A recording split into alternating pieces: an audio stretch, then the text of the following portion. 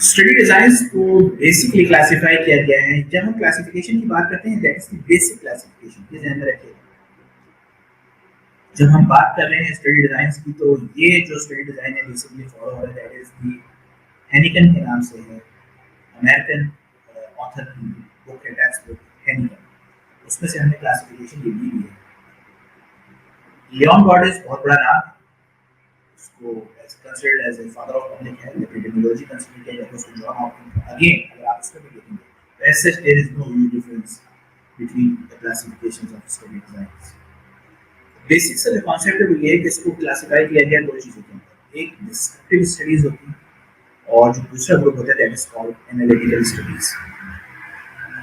Descriptive studies के हवाले से ये ज़हन में क्लियर कर लें, as name indicated descriptive study, यानी कि ऐसी स्टडीज हैं जो डिस्क्रिप्शन दे रही होती है, जो किसी भी चीज की डिटेल दे रही होती है। डिस्क्रिप्टिव स्टडीज के जो की पॉइंट है, की फीचर है, सबसे पहले ये कि ये हमेशा जब भी आप ये रिसर्च स्टार्ट करेंगे, it's a single arm study. शुरू में कोई दो ग्रुप्स नहीं होते, कोई कंपैरिजन की बात नहीं हो रही होती, it's a single group study. यानी आपने अपना एक स्पेसिफिक टारगेटेड पॉपुलेशन ली और उसको किसी चीज को देख लिया, पैटर्न ऑफ डिजीज देख लिए, ईडियोलॉजिकल फैक्टर्स देख लिए, किसी चीज के आउटकम देख लिए, उनकी लाइफस्टाइल देख लिया, डाइटरी हैबिट्स देख लिया, यूज ऑफ मोबाइल देख लिया, बच्चों के अंदर देख लिया, स्कूल में जाकर देख लिया, किसी स्पेशल लोकेलिटी में या टारगेटेड एरिया में जाकर देख लिया। तो ये बात याद रखें सहन में, डिस्क्रिप्टिव स्टडी की हम बात करेंगे तो स्टार्ट में दो ग्रुप्स की बात, कोई कंपैरिजन की बात नहीं होगी, it's a single arm study. Second important thing regarding descriptive studies को याद रखें कि descriptive studies help करती हैं at the end. By the end of descriptive studies, we are able to generate a hypothesis. इसका मतलब है कि descriptive studies की इतनी बड़ी significance है कि जब हम उनके results देखते हैं, तो उनके results के ऊपर हम इस पोजीशन में होते हैं कि हम कोई hypothesis सोच सकें। हम इस पोजीशन में होते हैं कि हम कोई ना कोई मफरूजा, हाइपोथेसिस को उर्दू में क्या दिया है कि मफरूजा है, यानी हम अपना कोई ख्याल ऐसा है जिसको हम एक नए डायरेक्शन में सोच सकें। हाइपोथेसिस के बारे में कहा जाता है कि इट्स अ टेस्टेबल थ्योरी, किसी चीज को फर्ज करना। मफरूजा यानी कि रिसर्चर जो है वो अपने एंड से एक चीज फर्ज करता है, क्या ऐसा हो सकता है, एट द सेम टाइम उसके ज़हन में ये भी होता है कि ऐसा नहीं हो सकता।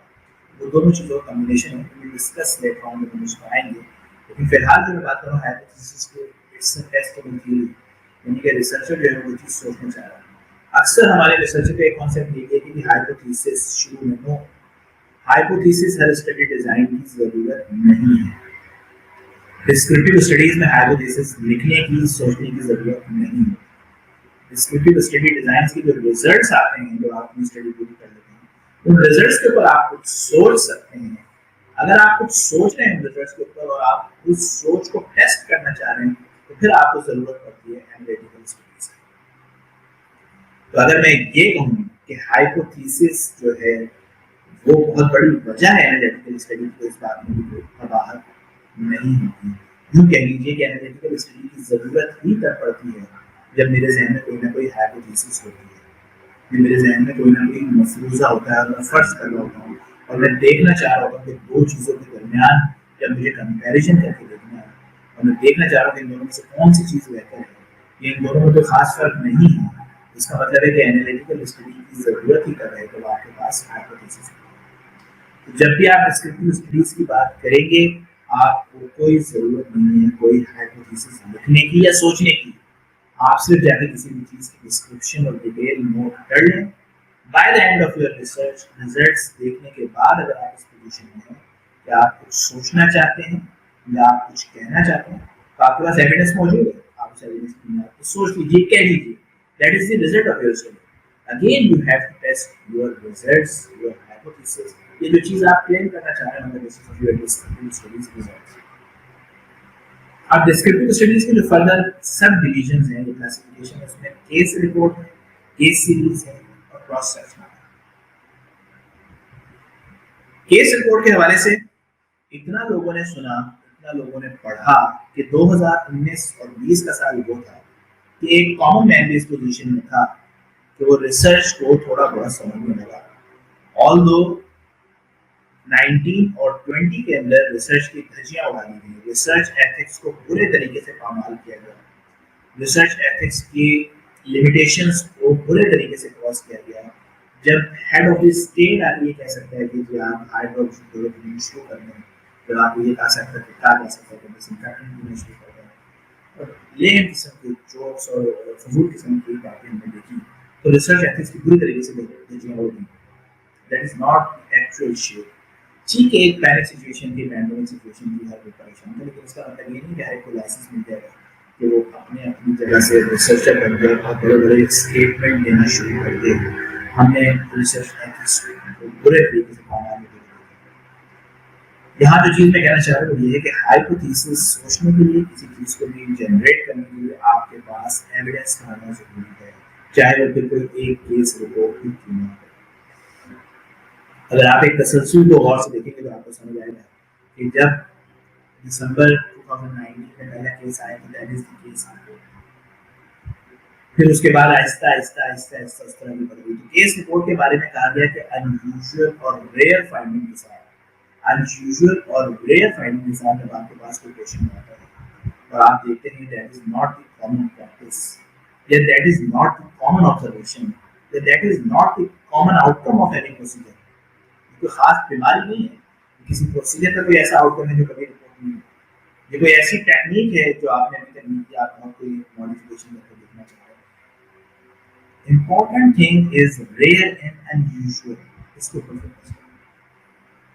अब आप उस चीज को ए टू जेड क्या है, ए टू जेड उसकी डेफिनेशन है, जब तक वो आपके साथ कांटेक्ट में है, जब तक वो आपके अंदर ऑब्जर्वेशन है, जब तक वो आपके साथ एज ए सब्जेक्ट एसोसिएटेड है, आप उसकी ए टू जेड कहानी को रिपोर्ट कर दें, that is called the case report. Unusual rare finding के साथ किसी भी इन्वेस्टिगेशंस को, किसी भी फाइंडिंग को, that is the unusual and rare, और आप जाके उसको रिपोर्ट करते हैं, डॉक्यूमेंट कर देते हैं, that is called the case report. वक्त के साथ साथ जो चीज आपने की, अब वो 2 है, 3 है, 4 है, अब बात सिंगल की नहीं है, that is the more than one. जब मोर देन वन की बात आ गई तो that is not a part of case report, तो आपकी कहलाएगी केस सीरीज। लेकिन जो बहुत इंपॉर्टेंट बात है वो ये है कि सिमिलरिटी रहना बहुत जरूरी है। यानी सिमिलरिटी से मुराद वो अनयूजुअल और वो रेयर फाइंडिंग जिसकी बेस पे मैंने उसको केस रिपोर्ट क्लेम किया था, second, third, fourth, fifth case के अंदर भी वो फाइंडिंग सिमिलर चल रही है, तब मैं तो केस सीरीज कर। डिफरेंट रिसर्चर्स हैं, डिफरेंट अप्रोच। कोई कहता है कि केस सीरीज की कम से कम रिक्वायरमेंट 3 स्टडीज हैं, कोई 5 कहता है, कोई 8 कहता है, कोई 10 कहता है। As simple as it is, more than one study, more than one case report, यानी अगर आपके पास एक से ज्यादा केस आ गए, that is not case report, that is called the case series. Lower limit is more than one, ये तो basic सा कांसेप्ट है। अब डिफरेंट ऑर्गेनाइजेशन, इंस्टीट्यूट्स, रिसर्चर्स के अपने अप्रोच, 3 को गए, 5 को 8। थोड़ी देर पहले मैंने अर्ज किया कि रिसर्च में कोई चीज़ हर पे आखिर नहीं है। रिसर्च में किसी को भी आप ये नहीं कह सकते कि तुम गलत हो, हम सही हैं। जस्टिफिकेशन एविडेंस की बात हो, आप एविडेंस की बुनियाद पर उसकी बात को बता सकते हैं, वो एविडेंस की बुनियाद पर आपको जनरलाइज कर सकते हैं। हम किसी चीज़ को ये नहीं कहते कि रिसर्च को गलत करके तो हम उसको फर्दर नहीं कर सकते, ऐसा नहीं होगा। हमें फिर उस चीज़ को रीचेक और रीअसेस करने की गुंजाइश है रिसर्च। तो केस सीरीज की जो इम्पोर्टेंट बात है that is the similarity, similarity of what? Similarity of the rare findings and unusual findings which you have already reported in the form of case report. और अगर उसके साथ 2, 3, 4 कारण हो तो that is called the case series. अच्छा, case series की एक अपर लिमिट की बात आती है, केस सीरीज मान लिया कि लोअर लिमिट जो है वो मोर देन वन आपने कहा, तो फिर केस सीरीज की अपर लिमिट क्या हो सकती है? तो केस सीरीज की अपर लिमिट जो रिसर्च के हिसाब से मैं आपको बताऊं, और मैं अगर उसकी कोई जस्टिफिकेशन देना चाहूँ, that is the less than 30। Upper limit जो होती है that is the less than 30, यानी अगर हमारे पास 1 से ज्यादा और 30 से कम के दरमियान अगर केसेस की बात आती है तो फिर हम उसको केस सीरीज कह सकते हैं। इस चीज का ख्याल रखते हुए कि अगर कोई बहुत रेयर, कोई बहुत यूनिक चीज कर रहे हैं और अगर वो जर्नल के लिए और हायर अथॉरिटीज के लिए एक्सेप्टेबल हो, तो that is for the special cases, उसको जनरलाइज वे में अप्लाई नहीं किया जा सकता। जनरलाइजेबिलिटी की बात करते हुए more than 1 and less than 30 will be categorized under the heading of case series. और क्यों मैंने आपसे कहा इसकी जस्टिफिकेशन क्या है, तो ये है कि जब हमें कभी ओरिजिनल रिसर्च करनी होती है या ओरिजिनल आर्टिकल की जब हम बात करते हैं, तो ओरिजिनल रिसर्च जो स्टार्ट होती है वो स्टार्ट होती है from the cross sectional studies. आपकी cross sectional cohort, case control, experimental studies, meta analysis, ये जितने भी हैं ये सब ओरिजिनल स्टडीज कहलाती हैं। Case report and case series are not the part of original studies or original article। और उसकी वजह ये है कि जाहिर सी बात इसमें कोई बाकायदा appropriate sample size calculation, inclusion exclusion criteria, कोई methodology इस तरीके से अप्लाई नहीं हो रही होती जो क्रॉस सेक्शनल से ऑनवर्ड अप्लाई हो रही होती। क्रॉस सेक्शनल के लिए, केस कंट्रोल के लिए, कोहॉर्ट के लिए, रैंडमाइज्ड कंट्रोल के लिए, मेटा एनालिसिस के लिए सिस्टमैटिक होती है। इसका मतलब है कि more than 1 and less than 30। अब मैंने लेस देन 30 क्यों कहा? एक ओरिजिनल स्टडी जब आपको करनी होगी, let's start from cross sectional onward, तो वहां पर रिक्वायरमेंट ये है कि साइंटिफिकली आपके पास कम से कम सैंपल साइज जो है वो 30 का होना चाहिए। तो 30 is the minimum at least sample size that is required for the original study that will start from the cross section।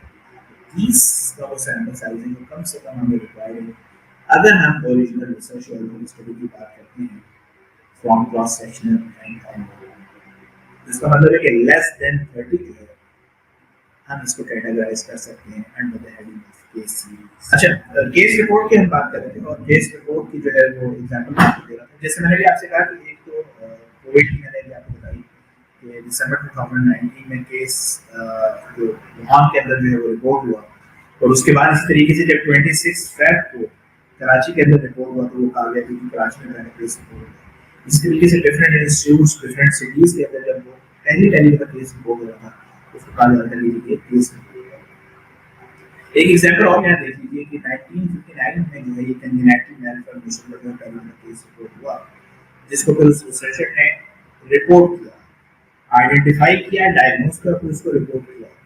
और उस रिपोर्ट करने से ये हुआ कि 1961 में, क्योंकि जब वो केस रिपोर्ट हुआ तो उसके बाद डिफरेंट किस्म के पेशेंट्स और आना शुरू हुए, फिर केस सीरीज हुई, फिर क्रॉस सेक्शनल हुई, और इस पोजीशन में आए कि एक हाइपोथेसिस जो है वो 1961 में दे दी गई कि भाई ये मेडिसिन जो है, ये मेडिसिन है रिस्पांसिबल कंजेनिटल मैलफॉर्मेशन के लिए, बच्चों के अंदर किसी किस्म की जो है डिसेबिलिटी है। कंजेनिटल मैलफॉर्मेशन का मतलब ये है कि बच्चों के अंदर किसी किस्म की डिसेबिलिटी है जो कि एक स्पेसिफिक मेडिसिन की वजह से हो रही है। और बाद में ये चीज साबित हुई कि हाँ जी ये ड्रग जो है वो रिस्पॉन्सिबल है इस चीज के लिए, और उसका एंड रिजल्ट ये निकला कि उन्होंने उस ड्रग की जो है वो प्रैक्टिस को बंद किया गायनी के पेशेंट्स के अंदर, ऐसे पेशेंट्स के अंदर जो प्रेग्नेंट उसको बंद किया। ये हमें इस तरह पहला तो इस कॉन्सेप्ट को मैं ज़हन में क्लियर करें कि अक्सर रिसर्चर ये कहते हैं कि जी हम केस रिपोर्ट क्यों करें, केस रिपोर्ट की वेटेज इतनी नहीं है, केस रिपोर्ट हमें प्रमोशन नहीं दे सकती, क्योंकि जो क्राइटेरियाज हैं हमारे पास डिफरेंट साइंटिफिक जो हमारे डिफरेंट किस्म के प्लेटफॉर्म में, चाहे वो पाकिस्तान मेडिकल कमीशन की बात हो रही है, जो फार्मास्यूटिकल कंपनीज जो हमारे फार्मेसी के स्टूडेंट्स के उनके लिए बात हो रही है, तो इंजीनियरिंग के लिए बात हो रही है, जाहिर सी बात है अलग अलग किस्म के डिफरेंट किस्म के क्राइटेरियाज हैं कि आपको प्रमोशन के लिए ये वाली स्टडी करनी होगी और उस स्टडी की टाइप भी होनी चाहिए। तो अक्सर बेशतर क्योंकि इसकी वेटेज कम है, और इसकी वेटेज जो है वो कम होने की वजह ये कि लैक ऑफ एविडेंस है। जाहिर सी बात है कि एक केस के ऊपर हम सिर्फ बात कर सकते हैं, एक केस के ऊपर हम कोई बहुत बड़ी चीज जनरेट नहीं कर सकते। इसी तरीके से case series again case report से थोड़ी स्ट्रॉन्ग है, लेकिन वही लिमिटेड नंबर ऑफ केसेस की वजह से उसकी भी लैक ऑफ एविडेंस की वजह से वो वेटेज नहीं है। तो केस रिपोर्ट और केस सीरीज की वेटेज कम होने की वजह से इसको वहाँ पर कंसिडर नहीं किया जाता जहाँ पर हमें हमारी प्रोफेशनल ग्रोथ की बात हो रही है, हमारी प्रमोशन की बात हो रही है। इसकी वजह से अक्सर रिसर्चर को देखा कि उसमें इंटरेस्ट नहीं है कि केस रिपोर्ट का क्या फायदा है, केस सीरीज का क्या फायदा है। लेकिन एट द सेम टाइम अगर आपको बताऊँ तो उसका बेनिफिट भी बहुत बड़ा है। अगर आप कोई रेयर चीज़ या यूनिक चीज़ रिपोर्ट करते हैं तो उससे आपकी साइटेशन जो है बढ़ती है, लोग ज़्यादा से ज़्यादा जाकर उस स्टडी को रिव्यू करते हैं, और रेयर चीज़ें और ऐसी चीज़ें जो बहुत कम रिपोर्टेड हों और फिर लोग उसको जाके पढ़ें ज़्यादा से ज़्यादा, उससे आप जो एक इंडिविजुअल रिसर्चर का अपना इंडेक्स होता है, अपना इम्पैक्ट फैक्टर होता है, वो भी बेहतर होना शुरू होता है। तो कभी भी किसी भी चीज़ को ये सोच के इग्नोर नहीं करना है, निगलेक्ट नहीं करना कि ये मुझे प्रोफेशनली क्या फायदा दे रही है, इससे मेरी ग्रोथ क्या होगी है। हमें कम्युनिटी का फायदा भी देखना है और लॉन्ग टर्म पे जाकर आपको कोई ना कोई चीज यकीनन वो आपको फायदा देती है, जिसकी एग्जाम्पल आपके सामने है। बेसिकली ये ऑस्ट्रेलियन ऑब्स्टेट्रिशियन और गायनी होती कंसल्टेंट जर्मनी में प्रैक्टिस कर रही थी, उन्होंने केस को रिपोर्ट किया, हमेशा से तारीख का हिस्सा बन गई क्योंकि उन्होंने इस चीज़ को सबसे पहले रिपोर्ट किया, ये चीज़ सामने आई। तो लॉन्ग टर्म पे हमें कम्युनिटी का फायदा भी देखना है, अपना फायदा भी देखना है। किसी भी स्टडी कोर्स के लिए सोच करके इसकी वेटेज करने में इसमें इंटरेस्ट नहीं है, ऐसा ना करें। केस सीरीज पे जैसे मैंने आपको बताया था कि सिमिलर केसेस होनी चाहिए, सिमिलर होना बहुत जरूरी है। केस सीरीज के लिए बहुत इंपॉर्टेंट चीज है दैट इज सिमिलर, और मैंने एक लिमिट आपको पहले बता दी है कि that is more then 1 and less than 30, जो कि मैं आपको एक जस्टिफिकेशन के साथ बता रहा हूं। इसका मैं रीजन भी आपको बता रहा हूं। अगर लोग पूछते हैं कि केस सीरीज की why upper limit is less than 30, because 30 is the minimum sample size that is required for the original study. If I am able to achieve the 30 sample size, why I am not going to perform the original research? फिर मैं क्यों करूँगा case series? ऐसी बात है कि इस case series के limitations हैं, that is the limited number of cases. Lower limit is more than 1 and upper limit is less than 3. Similar होना बहुत जरूरी है, जो unusual finding उसकी similar अगर होना फिर आप उसको केस सीरीज कह सकते हैं। केस सीरीज जाहिर सी बात है, जैसा कि again under the heading of descriptive study है, तो इसमें कोई कंट्रोल ग्रुप नहीं होगा, ये एक सिंगल ग्रुप ही है।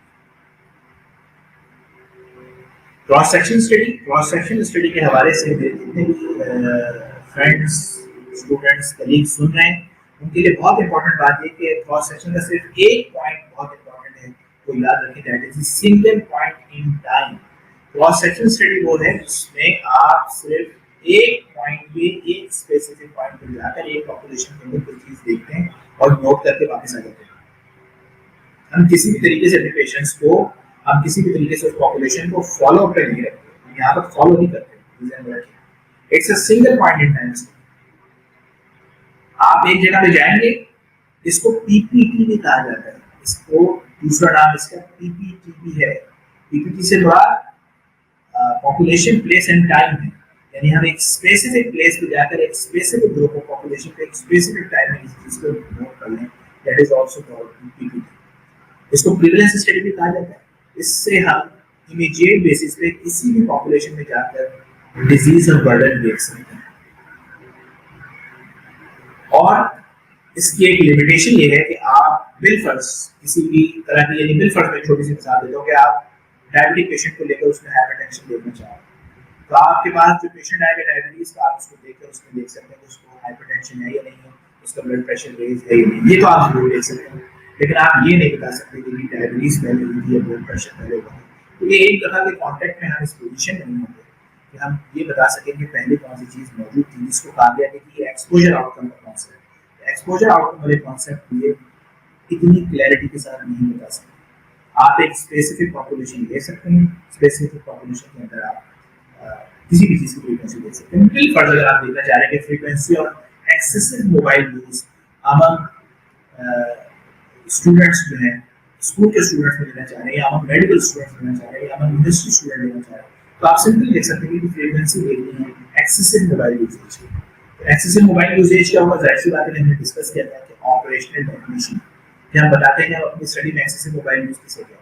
लेट्स सपोज अगर वो कहते हैं कि उसका डेली यूजेज जो है that is more than 4 hour, तो फिर हम कहेंगे हाँ एक्सेसिव मोबाइल यूज करते हैं।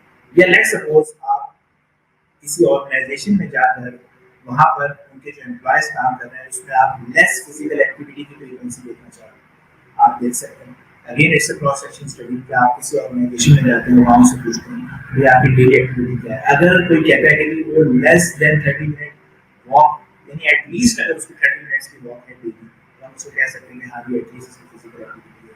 लेकिन वो सारे physical activity less than 30 minute हो और डेली बेसिस पर वेरी लेस फिजिकल एक्टिविटी। इसी तरीके से आप frequency of late comer student निकाल सकते हैं। तो एक लेक्चर जो हमारा डेली रोज स्टार्ट होगा 9 बजे, कितने स्टूडेंट ऐसे हैं जो लेट आ रहे हैं, तो हमें लेट कमिंग की डेफिनेशन देनी पड़ेगी, दैट इज 15 मिनट्स और 10 minutes late from the standard time, और इसके बाद जो भी लेट आएगा हम उसके लिए लेट करेंगे। तो ये that is all types of cross section study. क्या आप एक क्लास में गए, आपने वहाँ जाकर उनकी हैबिट्स पूछ ली, आप एक क्लास में गए आपने उनकी लाइफस्टाइल के बारे में पूछ लिया, आपने एक पॉपुलेशन में जाकर उनकी डिफरेंट किस्म की डाइटरी हैबिट्स के बारे में पूछ लिया, उनकी फिजिकल एक्टिविटीज के बारे में पूछ लिया, तो एक टारगेटेड पॉपुलेशन में जाकर उनसे सवाल करें, सवाल करके वापस आ जाए। That is cross section study. आप वहां पर ये नहीं जज कर सकते कि पहले क्या था बाद में क्या था, क्यों? क्योंकि पहले मुझे पता नहीं है, मैंने जाकर से पेशेंट से बात की, जो अभी देखा, जो अभी समझा, वो मैंने नोट किया, आगे क्या होना है इसलिए कि मैं उसको फॉलो अप नहीं किया। तो क्रॉस सेक्शन स्टडी के हवाले से याद रखिएगा, इंपॉर्टेंट पॉइंट जो है that is single point in time. बहुत इजीली तो परफॉर्म होती है, इनएक्सपेंसिव होती है। आप किसी भी पॉपुलेशन में इमीडिएट बेसिस पे जाकर प्रिवलेंस ऑफ डिजीज निकाल सकते हैं। इवन आप प्रिवलेंस ऑफ डिजीज के साथ वो फैक्टर्स भी निकाल सकते हैं, वो फैक्टर्स भी पढ़ सकते हैं, जिसकी वजह से कह सकते हैं कि हाँ ये चीज़ हो रही है। लेट्स सपोज कोविड-19, कि मुझे फ्रीक्वेंसी ऑफ कोविड-19 देखनी हो और साथ साथ फैक्टर्स देखने हों जो कि रिस्पॉन्सिबल हो रहे हैं उसके रैपिड स्प्रेड। तो जाहिर सी बात है, एक लिस्ट बन जाएगी, पहले मैं देखूंगा कि कितने लोगों के अंदर कोविड-19 पॉजिटिव आए, और फिर मैं देखूंगी उसमें से कितने लोग ऐसे हैं जो मास्क यूज नहीं करते, कितने लोग ऐसे हैं जो सोशल डिस्टेंसिंग को मेंटेन नहीं करते, कितने लोग ऐसे हैं जिन्होंने जो रिसेंट ट्रैवलिंग की हिस्ट्री के साथ है उनके साथ कांटेक्ट किया। ये सारी चीजें हमारे पास फैक्टर्स होंगे। तो मैं एक जगह पे जाकर एक किसी हॉस्पिटल सेटअप में किसी पॉपुलेशन में जाकर पहले पूछूं भाई कितने लोगों को कोविड पॉजिटिव था, पॉजिटिव, तो उनकी हिस्ट्री मिल गई, that is the frequency of Covid positive. और साथ साथ उनसे फिर मैं हिस्ट्री में पूछूं कि भाई आप क्यों हुआ, आपको क्या लगता है, आपका एक्सपोजर किस तरह हुआ होगा, आपने मास्क नहीं पहना होगा, आपने सोशल डिस्टेंसिंग मेंटेन की होगी, आप हॉस्पिटल गए थे तो किसी से क्लोज कॉन्टैक्ट में आए, या आपने जो है वो कोई ट्रैवलिंग हिस्ट्री के साथ उसके साथ कॉन्टैक्ट में आए। तो ये सारी चीज़ें हमें बड़ी इजीली एक परफॉर्मेंस के थ्रू हम जाकर इसको डिटरमाइन कर सकते हैं। That is the type of cross section studies जिसे कहते हैं कि बहुत इजीली कोई आप किसी भी चीज़ को इजीली निकाल सकते हैं और उसके फैक्टर्स भी निकाल सकते हैं। ये इसका डिसएडवांटेज है जो मैंने आपसे थोड़ी देर पहले कहा था कि जब हम सिंगल पॉइंट इन टाइम कोई चीज देखते हैं जिसको स्नैपशॉट कहा गया, यानी कि एक दफा का जो क्लिक है बस आपने उसको लिया, तो अब आपको आगे पीछे नहीं पता होता, रेट्रोस्पेक्टिव और प्रॉस्पेक्टिव हमें कुछ नहीं पता होता। तो फिर वहां पर हम कोई बहुत जजमेंटल किस्म का स्टेटमेंट देने की पोजीशन में नहीं होते। इसको कहा जाता है कि टेम्पोरल रिलेशनशिप। हम टेम्पोरल रिलेशनशिप नहीं बता सकते कि भाई ये जो चीज हो रही है ये इस एक्सपोजर की वजह से हो रही है, और विद टाइम क्योंकि इस चीज का एक्सपोजर रहा तो ये चीज हुई, ये हम किसी किस्म की बात अपने क्रॉस सेक्शन में नहीं कर सकते। क्यों? ये cross section single point in time है। टेम्पोरल रिलेशनशिप का जो कॉन्सेप्ट है वो कॉन्सेप्ट ये है कि आप कहते हैं कि हाँ चीज ये पॉपुलेशन या ये मेरा सब्जेक्ट इस चीज से एक्सपोज है और अभी इसमें बीमारी नहीं है, लेकिन विद टाइम ये चीज क्योंकि इस चीज से एक्सपोज रहा इसलिए इसके अंदर ये बीमारी हो गई। बहुत छोटी सी एग्जाम्पल है कि एक स्मोकर हो और शुरू में उसको लंग कैंसर ना हो, लेकिन वो अपनी स्मोकिंग की हैबिट को ना छोड़े और कंटिन्यू रखे और कुछ अरसे के बाद जाकर उसको लंग कैंसर हो, तो आप कह सकते हैं क्योंकि ये स्मोकिंग कर रहा है, इस स्मोकिंग की वजह से इसको लंग कैंसर हुआ। जैसे पान गुटखा खाने वाले लोग होते हैं, शुरू में तो उनको कैंसर नहीं है, लेकिन अगर वो पान गुटखा खा रहे हैं पैसे तक खा रहे हैं तो उसके अंदर उनको कैंसर हो गया। तो हम कहते हैं हाँ जी एक टाइम पीरियड तक ये इस चीज से एक्सपोज रहे और इस टाइम पीरियड के एक्सपोजर की वजह से पान गुटखे ये एक्सपोजर से उनको कैंसर हुआ। तो मैं कह सकता हूँ कि हाँ ये एक्सपोजर है पान गुटखा और ये इसका आउटकम है कि इसको उनको कैंसर हुआ। ये एक्सपोजर है स्मोकिंग और ये इसका आउटकम है इसको लंग कैंसर हुआ। That is called the temporal relationship, जो कि आप क्रॉस सेक्शन स्टडी में नहीं देख सकते। ये क्रॉस सेक्शन स्टडी के ड्रॉबैक में से डिसएडवांटेज में से, क्योंकि सिंगल पॉइंट इन टाइम पे हमने फॉलो रखा नहीं है और हमारे पास एविडेंस की कमी है, तो हम जाहिर सी बात है कि सिर्फ ये कह सकेंगे कि हाँ जी क्योंकि जितने लोगों को लंग कैंसर था उनमें से इतने % लोग ऐसे हैं जो स्मोकिंग कर रहे थे। ठीक है, इसी तरीके से हम कह सकेंगे कि भाई जितने लोगों को मुंह का कैंसर था जो मेरे पास आए उसमें से इतने % लोग ऐसे थे जो कि पान गुटखा खाते थे। That is all about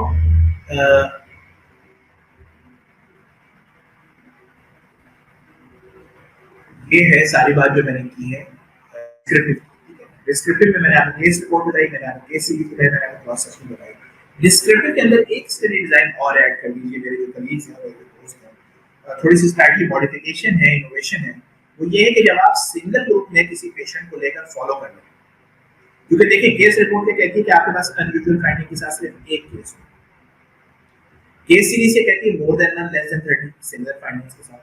cross section क्या है कि भाई आप एक ओरिजिनल स्टडी है, एक स्पेसिफिक पॉपुलेशन में जाकर स्पेसिफिक टाइम पे हम किसी भी चीज की बर्डन या डिजीज को देख सकते हैं। तो फिर हम क्या करें, अगर हमें सिंगल ग्रुप में लेकर पेशेंट को फॉलो करना पड़ता है, लेट्स सपोज कि आप कहते हैं कि कोविड-19 का पेशेंट आया, मैंने उसको अपनी स्टडी में इनरोल किया, अब मैं उसके आउटकम देखना चाहता हूँ। आउटकम से मुराद ये है कि कितने लोग जो हैं वो रिकवर हो गए विदाउट एंटीबायोटिक, कितने लोग ऐसे हुए जिनको एंटीबायोटिक देनी पड़ी, कितने लोग ऐसे थे जिनको स्टेरॉइड देना पड़ा, कितने लोग ऐसे थे जो वेंटिलेटर की सपोर्ट पे गए, कितने लोग ऐसे थे जिनका सर्वाइवल हुआ, कितने लोग ऐसे थे जिनके अंदर डेथ हो गई। ये जब मैंने डिफरेंट किस्म की अप्रोचेस बनाई, तो जाहिर सी बात है कि मेरे पास मैं इन सब चीज़ों को अपनी स्टडी में ऑब्जर्व करना चाह रहा हूँ। एंटीबायोटिक का यूज़ कितनों में हुआ, स्टेरॉइड का कितनों में हुआ, वेंटिलेटर पे कितने लोग, डेथ कितनी हुई, सर्वाइवल कितना हुआ। ये कोई एक दफ़ा में कहने वाली बात नहीं है। For this, I have to follow the patient for at least 10 to 14 days. That is a crucial time for the COVID-19 जब हम बात करते हैं। एक साइकिल इसका between 10 to 14 days he life होता है। अब उसमें से कितने लोग वैसे रिकवर हो गए, इसका मतलब है कि you have to follow the patient on daily basis और alternate day basis, लेकिन आपको follow करना पड़ेगा। अब ये single point in time contact नहीं है, but group जो है वो single है। COVID-19 patient को लेकर उनको follow करना, that is the single group and follow up। इस कॉन्सेप्ट को बिल्कुल क्लियर रखें कि जब भी सिंगल ग्रुप में आपको फॉलो करना है, इन अ सिंगल ग्रुप जब आप फॉलो अप कर रहे हो, that is called descriptive longitudinal study. ये कहलाएगी डिस्क्रिप्टिव लॉन्गिट्यूडिनल स्टडी।